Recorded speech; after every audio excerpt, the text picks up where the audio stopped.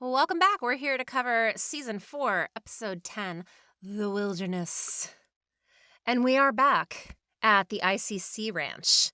And June's there, and she is following this guard down this hallway, but it's kind of interspersed with this flashback of before times, which was so fucking awesome. I knew it was the before times instantly when I started hearing the chimes. Those chimes are just a dead giveaway. They're high and horrible, and they sound pretty, but they're threatening.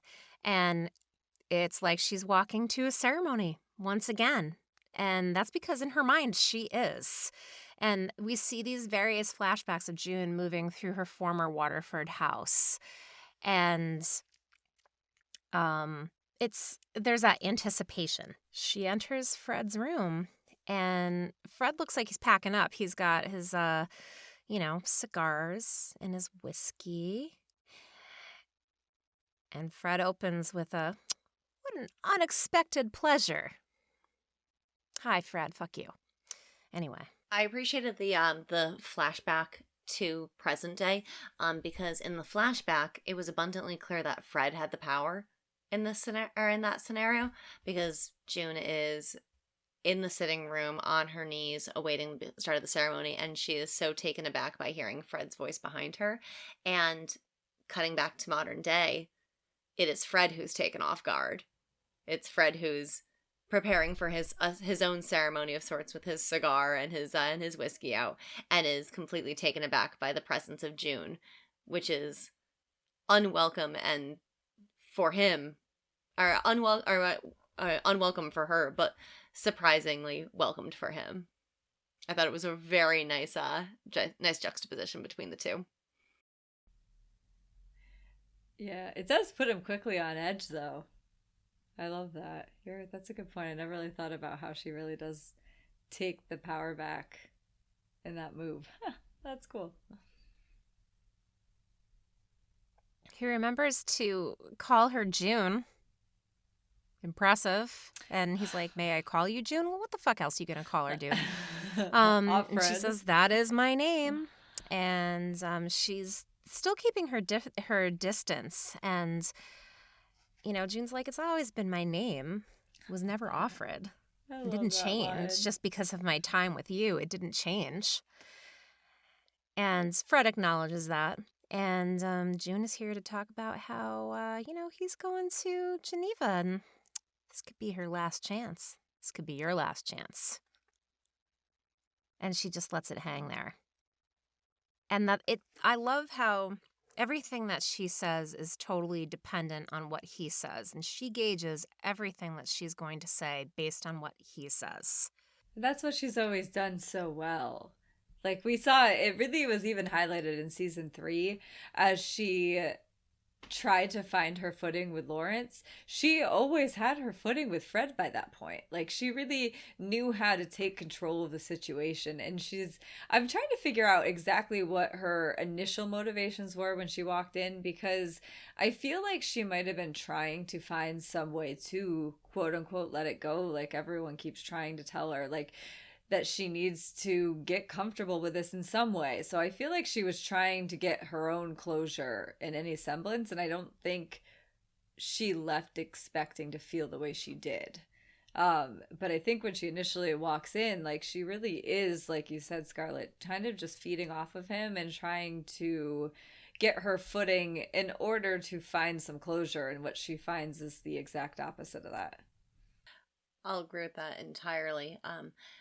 This read to me very much of, like, when you go through a messy breakup, but you have to, like, you have that inalienable need to have that final sit down with your partner or your former partner, and hash out all the nasty details, and just, like, be like, okay, we've done that. Now I've said my piece and I can move on. And it did sort of feel like that's what she was hoping for when she first stepped into that room. And I think that intention shifted as soon as Fred said, "Our June." Because as soon as he said, "Our June," it shows that he still is acting as she is and thinking of her as a piece of property, and his specifically. Mm-hmm. And you can see the change. And you can see the change in her face too. That's yet another famous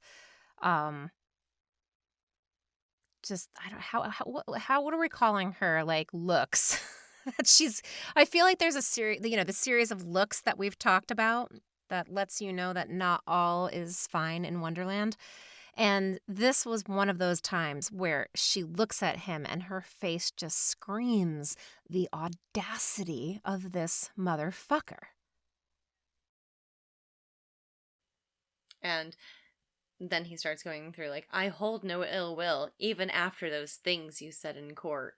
And, like, But I think that like she started to shift for me. I picked up on it even before that. Like I feel like that definitely sent her further into like I'm actually going to kill you and I'm just trying to figure out how I'm going to do it. Like it shifted and I don't think she walked in with the overt rage of like I'm just going to find a way to murder you to get you dead. Like you just can't, like I can't accept any part of you walking free. And I think she wanted to find a way to accept that in some way. And when he talks about he kind of tries to pretend the same way he did in that courtroom of like, oh, well, it was we all had to do what we had to do. And he tries to pretend like it wasn't what it was. And she calls him out on it right away. You know what this was, Fred. And then he just continues to double down on that Gilead spin that Fred does so well. And then he shows his hand. And when he shows his hand and says that, Scarlett, you had said it in our initial reactions for the YouTube of like, it's that typical Republican bullshit of like, I had no idea this would feel this way until I had to experience it. And I think that is really what set her off. When she realized like his apology was acknowledging the truth, even though because he's never been able to acknowledge it. And it's not that you can give him a pass for that, because just because he can't see it doesn't mean what he was doing was terrible. But he showed his hand by knowing that he knows exactly what he was doing by ripping these children from all of these people. And all of it was only for his own ego and his own power and his own motivations, and everything else was going to be uncomfortable for other people because everyone had to quote unquote survive. But really, June had to survive, literally survive. Did Fred have to survive? I mean, he created this entire system. So how hard was it for him to survive within it? Like, we're going to see by the end of the episode that it was hard for him to survive. But in this moment, that's, I think, what really set her off, even before he starts to go into the whole June conversation, which blew my mind in a whole new way. But I think that's when she says, I'm going to need a drink, like she was like reading my mind, like, because I was so curious of like how she was going to respond as he says that. And all I could think of was like, I can't believe you're saying this. And so when she said it too, I'm like, yeah, I guess we're in the same place of like, I'm still trying to process like the fact that Fred is acknowledging this, but also like, fuck you, Fred, for finally acknowledging it.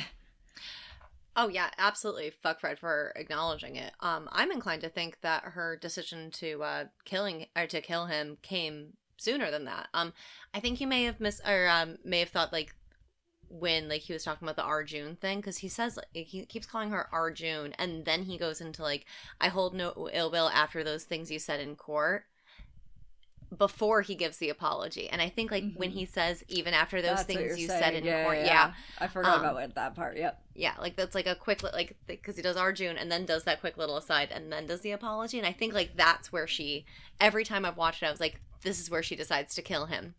I was like, because this is where she like pauses and she's standing by the bar, and then she turns around and says to the guard like, you can leave us now.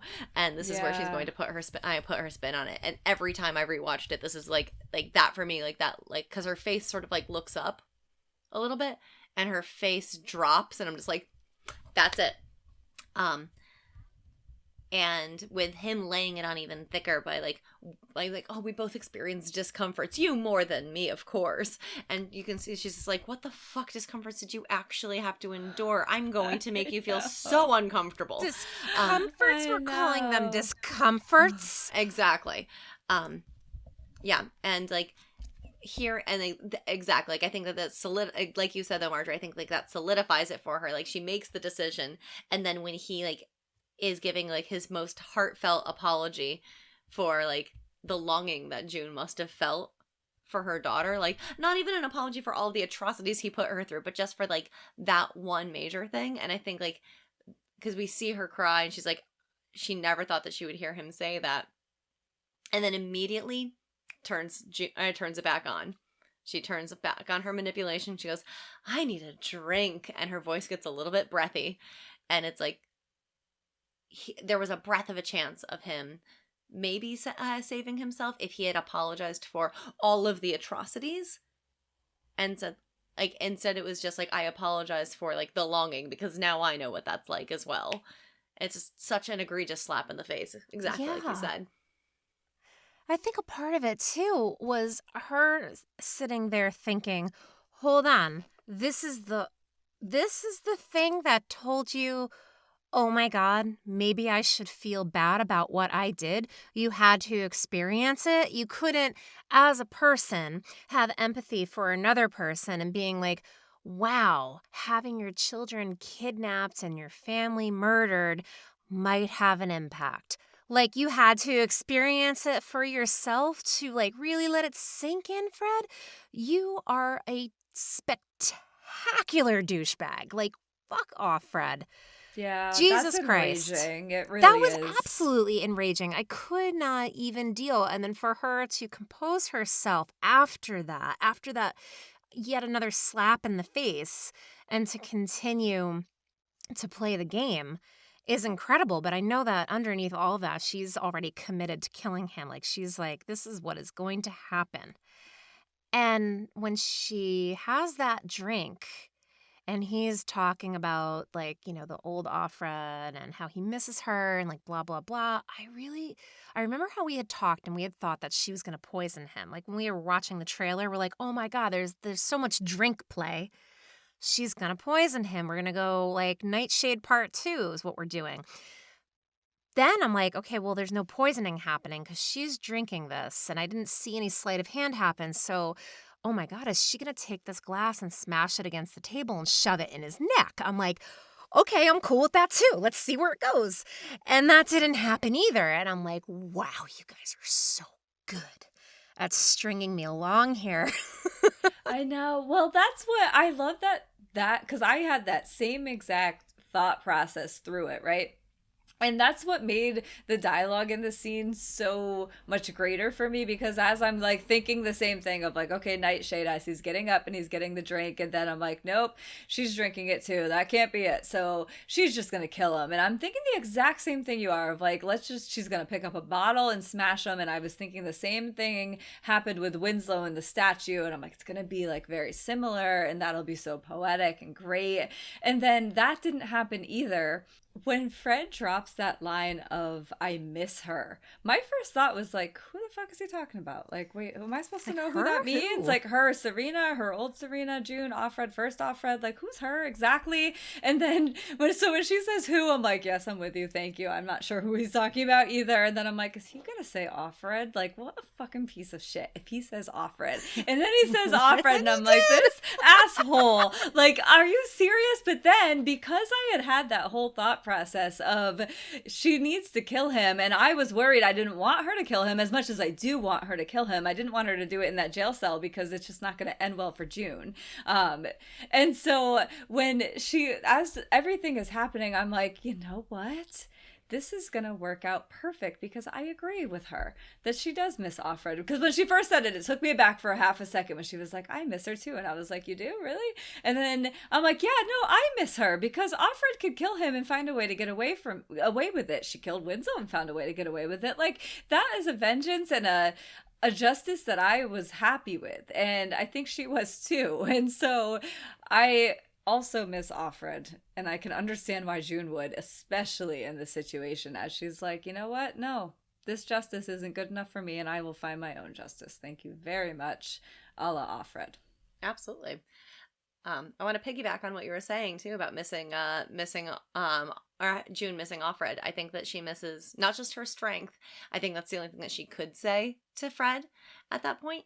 But I think she also misses the fact that Offred had no fear of death No fear of repercussions. No fear of anyone or anything, because, like, when you're in a place as hopeless as Gilead, nothing matters. Like, oh, you end up on the wall, like, at least you end up trying to die for something. And I think that that's what June misses, because after that conversation that she had with Larry, she didn't have the strength to trade those 10 children for Hannah. And not to say that it would have been the right moral decision. I don't want to misconstrue that. I think that June made the right moral decision. But Gilead Offred would have made that trade. Because there is no fear of those repercussions. And it would have been an entirely selfish endeavor, but she would have done it. Side note, by the way, when Fred said that he misses Offred, my first thought was, well, which one? I know, I thought that too. I was thinking that the same. I know, I was wondering if we were going to get some new insight as to how he felt about Offred number 1 and what happened to her exactly. I think in Fred's mind, they are, to a certain point, one and the same, because they are both property of his, and that's presuming that there's only 2 of them. But he misses having a woman as property. And, like, the last iteration of Offred happened to be June. And he misses her strength and how she was really something special and unique and inspiring almost. But ultimately, I think that that's all that Fred really misses. And they toast to Offred. But not just any Offred, our Offred. Mm-hmm. Still using a possessive sense. And then June looks at the camera again. Number 5. Oh, God, I love these. Like, Offred really is inspiring to her, though. And so when he says that, I'm like, be careful what you're saying, because I think that really propelled her into that look into that camera of, yep, he's gonna die. And she is inspiring, because we saw it even throughout the season. As Scarlett, you said it in this episode, like, she's attained this mythical persona, and she feels it, Moira feels it, they feel it on both sides, Larry feels it, everyone feels it. And I feel like she is trying to... It doesn't matter. She's going to find her own way to enact this justice by the end. Like, that's just what Offred would have done in this situation. And it's inspiring June in a way that she needs, good, bad, or otherwise. I do have one silly little note that's not really that specific. It's a bit of a reach, but I found it really interesting that Fred, when he's talking about, like, oh, we had this thing, and he says, I wouldn't call it love. It's very similar to what June says in The Handmaid's Tale, the book, when she's talking about Fred. And she says, she says it isn't love, and she says something about hatred, and it was just very similar. It made me think of it instantly. So then when she doubles down and agrees of, like, yeah, and I'm like, oh yeah, because she agrees with him that it's not love, but it is some kind of strong feeling, because it's essentially what she said in the book. I thought it was cool. Yeah, that's interesting. Because there's an evolution there, because even in season 3, when she's sitting next to Natalie at, like, the pseudo christening ceremony or whatever, where the babies are up there, and she's looking at Fred, and she's thinking about what she feels for him. Like, she feels something, but it was ambiguous as to, like, what she did feel. And that always confused me, because I was like, well, hold on a minute, what are you saying here? This guy's a complete asshole. Are you saying that you might have feelings with him? I remember being a little like, what do you mean, June? I definitely did like that book call